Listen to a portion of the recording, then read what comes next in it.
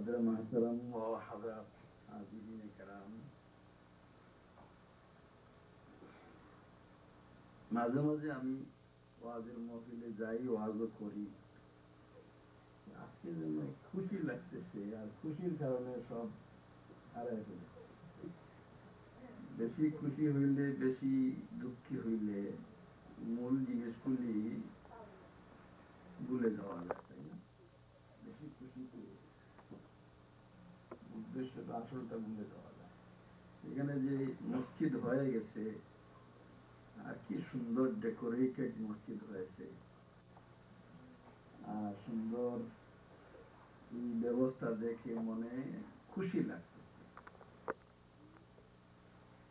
আর খুশির উপরে এই গ্যারান্টিও দেওয়া যেতে পারে মসজিদ বানায় যারা তাদের প্রতি আল্লাহ তাআলা গ্যারান্টি দিয়েছে যারা ঈমানদার বলেন আলহামদুলিল্লাহ কোরআন শরীফের ভাষা ওয়া ইন্নামা ইয়া'মুরু মাসাজিদাল্লাহি মান আমানা বিল্লাহ মসজিদ এরাই তামির করে এরাই মসজিদের খিদমত করে এই লোকগুলি মসজিদ বানায় যারা আল্লাহর প্রতি বিশ্বাসী ঈমানদার আবার বলেন আলহামদুলিল্লাহ মসজিদের খিদমত যা করে আপনি দেখতেছেন একটা লোক মসজিদ জাল দিতেছে মসজিদের আবর গুবার গুলি সভা করতেছে আপনি সাক্ষী দিতে পারেন এই লোকটা ঈমানদার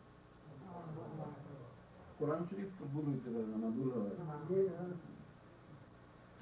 মনের মধ্যে এজন্য অনেক খুশি আসছে যার কারণে কিছুই পাইতেছি না তো হঠাৎ যখন মুকদ্দিমা পড়তেছিলাম আলহামদুলিল্লাহ ওগুলা পড়তেছিলাম ওই ডিলিং দিস রিসাইটেশন আমার মনে আসলো যে এই মৌসুমটা তো হলো হজের মৌসুম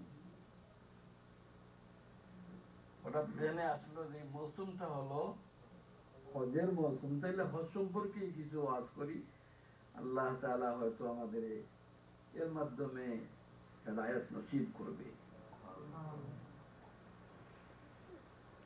এজন্য আমি সর্বপ্রথম আল্লাহ তাআলার শুকরিয়া আদায় করতেছি যে আল্লাহ তৌফিক দিয়েছেন এভাবে একটা সুন্দর মসজিদ বানানো ওই আল্লাহর শুকরিয়া আদায় করতেছি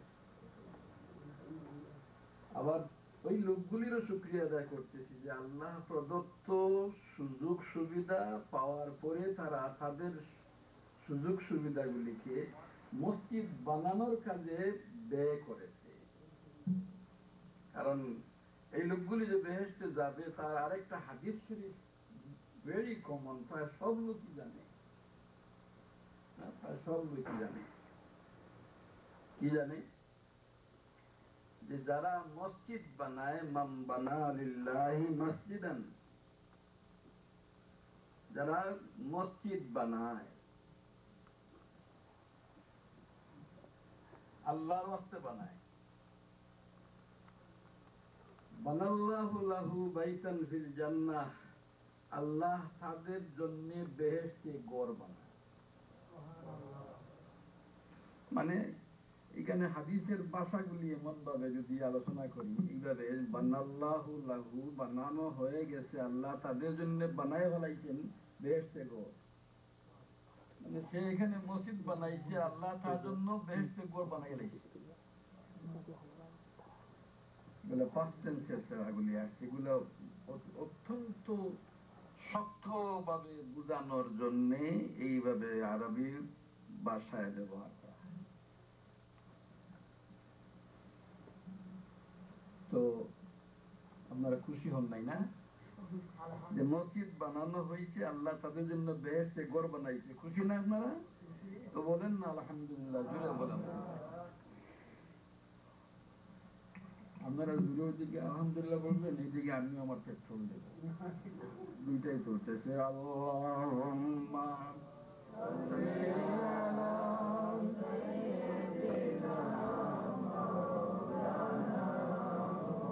মুহাম্মদ ওয়া আলা আলি সাইয়্যিদিনা মাওলানা মুহাম্মদ আর জুড়ে চলে আসলো মোহাব্বতে আল্লাহুম্মা সাল্লি আলা সাইয়্যিদিনা মাওলানা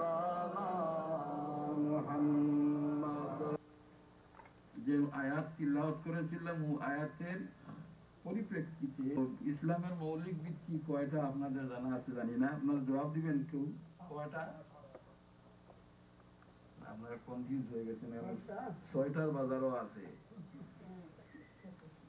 বাজারে 6টাও আছে, আপনারা কোনটা কইবেন? এই তো সবাই যদি বলেন তো আমি খুশি হব। বলেন তো ইসলামের মৌলিক ভিত্তি কয়টি?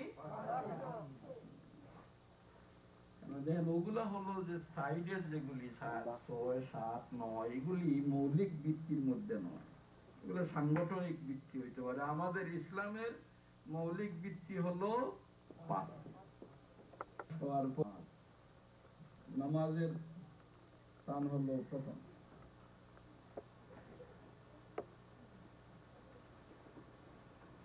নামাজ, রোজা এগুলি আপনারা আদায় করেছেন। এরপরে এসে গেছে হজের ব্যাপারটা। আমি সংক্ষেপে আলোচনা করব, লম্বা করব না।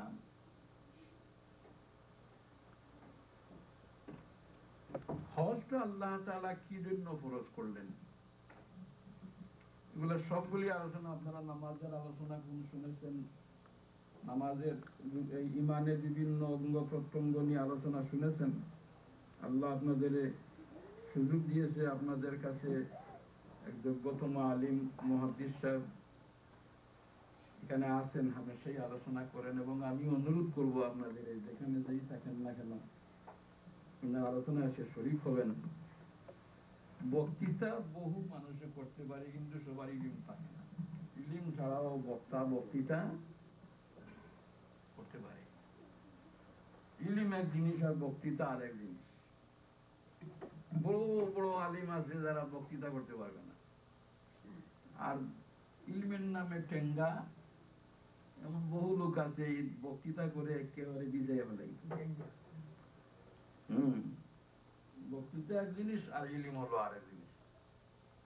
আপনাদের ইমাম সাহেবকে আল্লাহ দুইটাই দিয়েছে, ইলমও দিয়েছে, বক্তৃতাও দিয়েছে। বলেন আলহামদুলিল্লাহ। আপনারা এখানে আসবেন, ওনার আলোচনা শুনবেন। তো আমি বলি হজটা আল্লাহ তাআলা কেন ফরজ করেছে?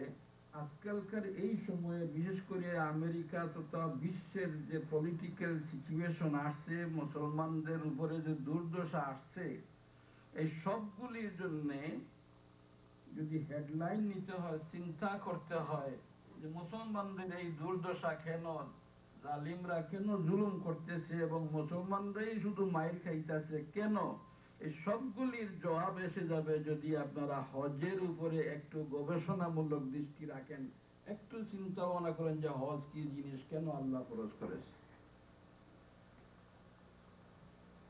এই কথাটা বলার আগে আমি বলি যে আমরা তো সবাই বলি আমাদেরকে আমরা মুসলমান, তাই না? সবাই আমরা কি বলি? আমাদের এই মুসলমান। মুসলমান কারে বলে?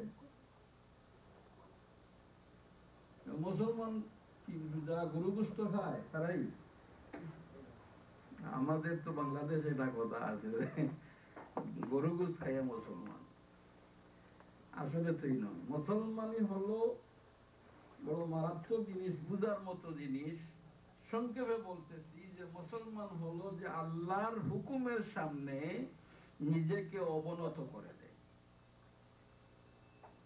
মাগুন্ড আছেন এখানে না? বুঝতে তো আশা করি অসুবিধা হবে না। আল্লাহর হুকুমের সামনে মাথা অবনত করে দেয়, চাহে এই হুকুমটা তার নিজের বুদ্ধি বিবেকে যুক্তিতে আসুক বা না আসুক। কথা যোগ করেছি আবার। আল্লাহর হুকুমকে মানতে হবে,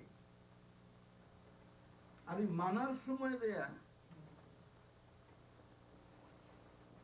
মানতে হবে এবং এমন ভাবে মানতে হবে যে হুকুমটার আমার যুক্তিতে আসতেছে না, আমার বুদ্ধিতে আসতেছে না, এটার উপকারিতা কি সেটা আমি বুঝতে পারতেছি না, তবু আমাকে মানতে হবে বিনা দ্বন্দ্বে, বিনা সন্দেহে, কোন ধরনের সংকুচতা না করে দিল দিয়ে ভালো করে বিশ্বাস করার, এটাই হলো মুসলমান।